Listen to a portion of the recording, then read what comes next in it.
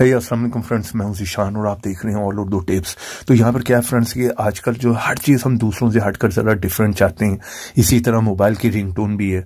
अगर आप लोगों के मोबाइल में वही बोरिंग सी रिंगटोन बजेगी तो वहाँ पर सुनने वाला कोई भी जो है वहाँ पर इम्प्रेस नहीं होगा। और अगर आप लोगों के मोबाइल पर इस तरह की अमेजिंग सी रिंगटोन बजेंगी तो सुनने वाले एक दफ़ा ज़रूर आप लोगों को कहेगा कि यार ये आपने रिंगटोन कहाँ से डाउनलोड की है, हमें भी करके दो अभी कभी।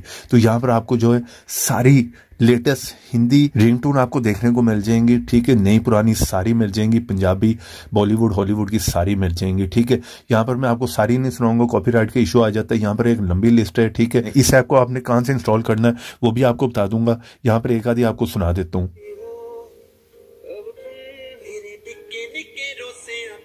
यहाँ पर हिंदी, उर्दू, बॉलीवुड, हॉलीवुड की सारी आपको मिल जाती है, मिक्स है, एक लंबी लिस्ट है।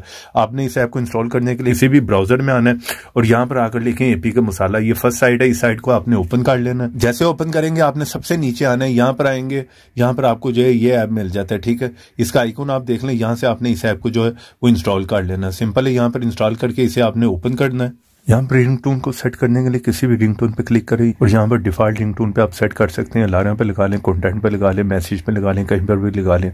वीडियो को लाइक करें, शेयर करें और फॉलो भी कर लें।